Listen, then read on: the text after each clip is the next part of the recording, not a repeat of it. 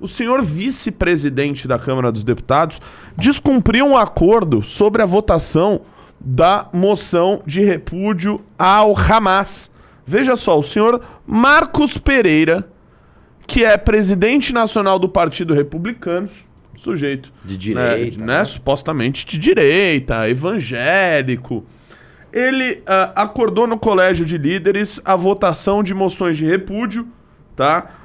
Contra o Hamas pelos ataques a Israel, de autoria do Kim Kataguiri.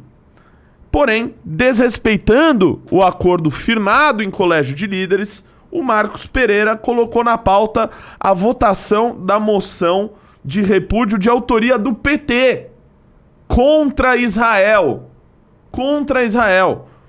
Os deputados, sem perceber a manobra feita pelo senhor Marcos Pereira em conjunto com o PT, aprovaram todas as moções de repúdio, incluindo a moção de repúdio do PT.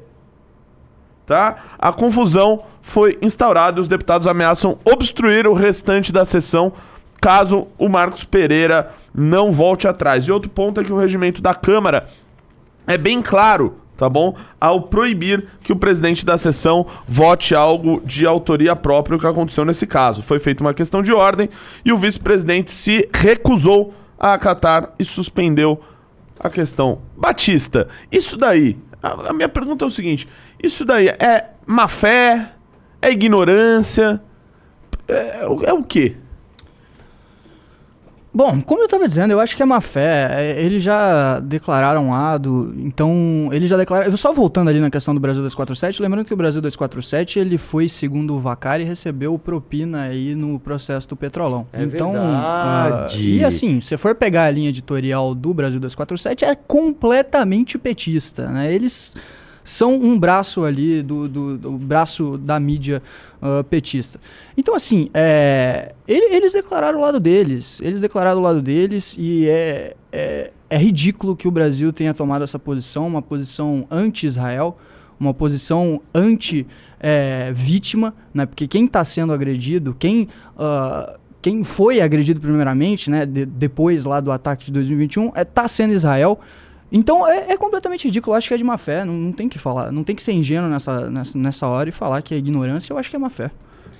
Pois é. Ô, Guto Zacarias, você é um sujeito que eu conheço há algum tempo e eu sei que tem algo que você odeia, que é o MST.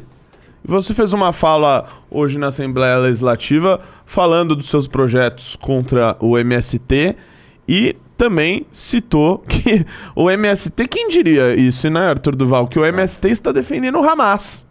Olha só que coincidência aí, né? Um encontro de grupos terroristas, um defendendo o outro. Nesse caso aí do MST, você acha que é má fé ou é um alinhamento ideológico entre os dois? Olha, Renatão, foi com muita surpresa que eu me encaminhando para a CPI das crianças trans, né? E hoje estava sobre a pauta, tinha apenas 2 itens, mas um dos itens era muito importante, que era pedindo que a CPI se estendesse por mais 60 dias, né? E a oposição, mesmo só tendo 2 oitivas, a oposição já queria... Tô quase Michel Temer, que a oposição já queria... Traga uma pastilha para ele aí, alguém? Acho que precisa de uma pastilha. A oposição já queria acabar ali com essa CPI tão importante. Então hoje eu tava caminhando ali pro primeiro andar ali pra CPI, eis que fui avisado pelo pessoal do gabinete que o MST soltou uma nota oficial. Olha que chique. Nota oficial do MST. E aí eu vi a nota oficial e falei, não, liguei no presidente da CPI, falei, olha, preciso de 5 minutos para ir no plenário ali, que, pelo amor de Deus, isso aí é um absurdo, né? Aí fui até o plenário e li um pedaço dessa nota oficial, onde eles chamam de reação legítima de palestinos, né? Como eu disse na primeira fala, né, o Hamas não é nem o maior representante dos palestinos, mesmo que fosse, ainda assim, não é uma reação legítima. Não dá para dizer, no dia que sai que 40 bebês foram degolados, um dia depois da prova de que mulheres foram estupradas do lado de corpos das pessoas ali, dos mortos ali, naquela rave que acontecia em Israel, no mesmo dia onde sai a confirmação do 2º brasileiro morto, não dá para dizer que é uma reação legítima. Você pode até defender o Hamas, isso é um absurdo, mas beleza, defender o Hamas, dizer que é algo legítimo, que é algo correto, só se você for uma pessoa muito má, muito vil, né? E aqui eu sou um dos criadores ali da CPI do MST, a gente precisava de 32 assinaturas, nós conseguimos quase 40, nós vamos à justiça para que, de toda maneira, nós transformamos o MST no que eu acho que eles são, 2, a sociedade acha que ele é, e 3, aparentemente, eles também acham que são, que é uma organização criminosa. Só tá chamando de reação legítima degolar bebê, que é uma organização criminosa também, tá muito simples. Qualquer pessoa de bem, pode ser uma pessoa de bem a favor do Estado palestino, pode ser uma pessoa de bem de esquerda, olha a matéria de que bebês foram degolados, de que mulheres foram estuprados e fala, pô, isso aí tá errado, isso aí não dá. Se tem uma organização como o ST soltando nota oficial para falar que uma organização terrorista que tá degolando bebês tá fazendo uma reação legítima, é porque organização criminosa, essa organização né, Renato? É isso aí, Guto Zacarias. Você foi muito preciso também na análise, né? O Hamas, ele é um grupo que, apesar... Deixa eu deixar com o fone aqui. Apesar de também ser um grupo terrorista, ele se aventurou a disputar eleições, né, na faixa de Gaza, venceu as eleições na faixa de Gaza do Fatah, que é um outro grupo... um outro grupo palestino, né, que é considerado mais moderado, né, e depois que o Hamas ganhou a eleição do Fatah, eles simplesmente expulsaram o Fatah da região. Sim. E continuou governando, o que é um grande dilema também para Israel, né, nesse momento de cerco à região da faixa de Gaza, porque Israel entra num dilema, né, a região da faixa de Gaza é uma região problemática e você sabe, o Arthur sabe muito bem, que sempre que acontece esses conflitos, fica a pergunta, e depois? E depois que Israel eventualmente limpar o Hamas do mapa? O que virá depois? O que assumiria para governar a região ali da faixa de Gaza? Antes de passar para o Arthur, eu queria lembrar, meus queridos amigos, que vocês devem entrar no clube.mbl.org.br, porque lá tem informações em primeira mão da política brasileira, de política internacional, análises, relatórios semanais. Você tem acesso à plataforma de vídeos, onde tem vídeos exclusivos para os assinantes, tem os mini documentários, tem entrevistas exclusivas, tudo isso no clube.mbl.org.br. Além de tudo, você ajuda o MBL a construir um Brasil mais livre. Olha só, quem poderia dizer que a Gleisi Hoffmann, ela só condenou Israel? O Hamas, absolutamente nada. No dia de hoje, ela disse o seguinte, sem citar o Hamas, nem as vítimas israelenses dos atos terroristas, ela disse que a intervenção militar israelense, abre aspas, só vai resultar em mais ódio e destruição, e defendeu a construção de uma solução pacífica que passe pela desocupação dos territórios palestinos. Olha só que mundo cor-de-rosa e maravilhoso da Gleisi Hoffmann.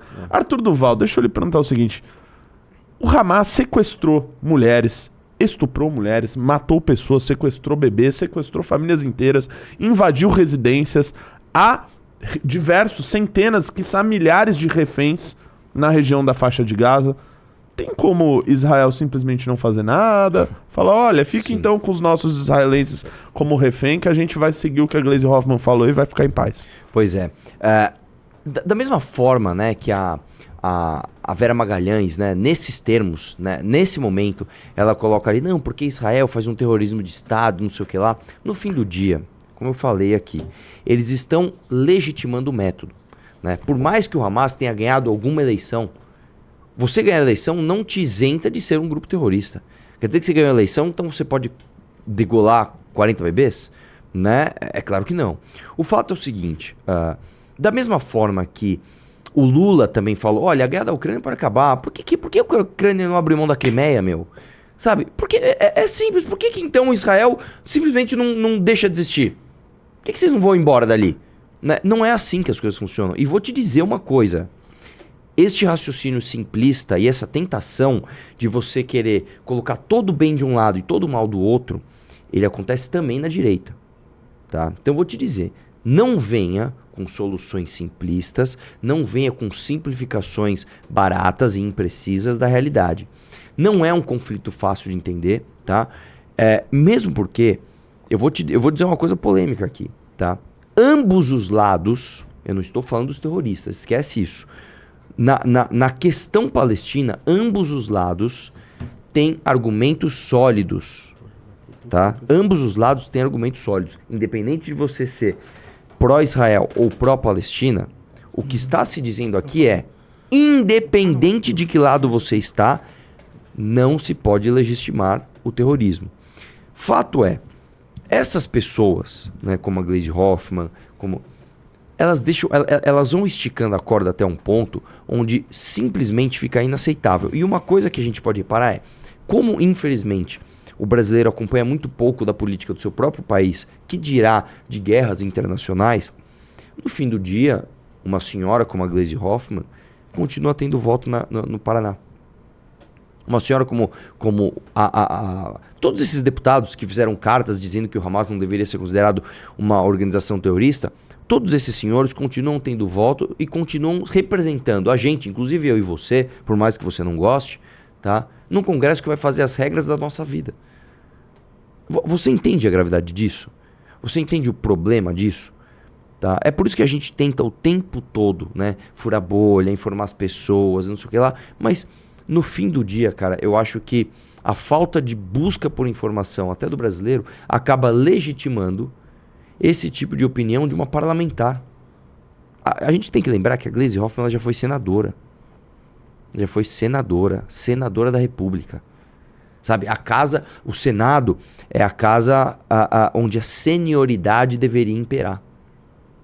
E ela já foi senadora. Assim, a esquerda, ela está deixando clara, pelo menos a liderança, as grandes lideranças de esquerda, estão deixando claras, assim, os seus aspectos de psicopatia, cara.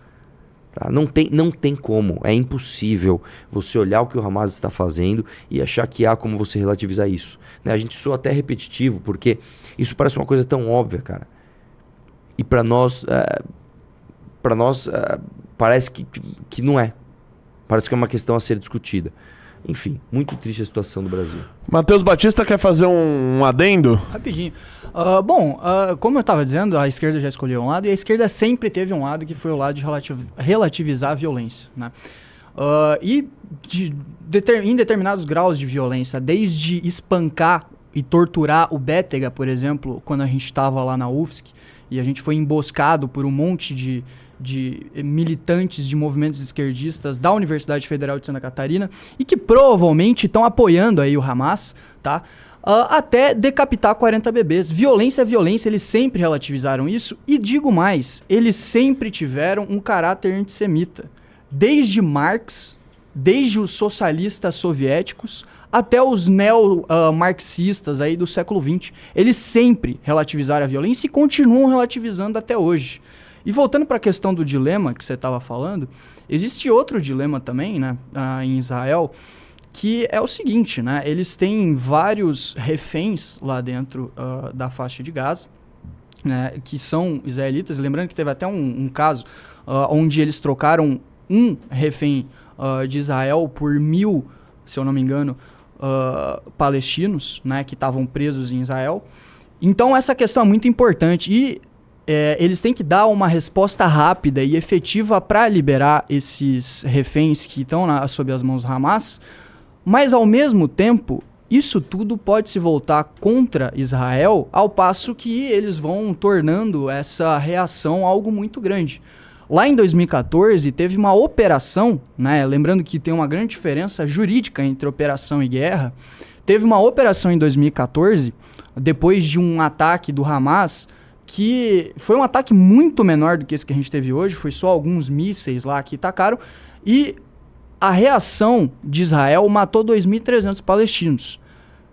Essa reação de hoje ela é muito mais forte e pode vir a, 20.000 palestinos mortos. Isso tudo causa uma reação política internacional e que pode ser ruim para Israel. Então é um dilema muito grande. Ao mesmo tempo que eles têm que salvar os reféns e têm que dar uma reação à altura, obviamente, toda essa mídia, porque no momento, nos primeiros dias ali de tudo isso, obviamente toda o apoio internacional vai para Israel, ou pelo menos os países mais importantes, mas com o tempo a política vai entrando no meio, ainda mais na situação política delicada que Israel está lá, né? Então é complicado, é um dilema complicado. Vira e mexe, eu recebo: Renan, sou de estado, Renan, sou de São Paulo, Renan, sou de não sei o que, você quer ir no congresso, tá com alguma dificuldade? Renan, não tô com grana, que às vezes a grana, você tá pensando no PEC todo, se inscreve aqui, nós vamos entrar em contato com você, você vai no congresso, vai entrar em contato a nossa equipe com você, a galera entra mesmo, E a galera vai...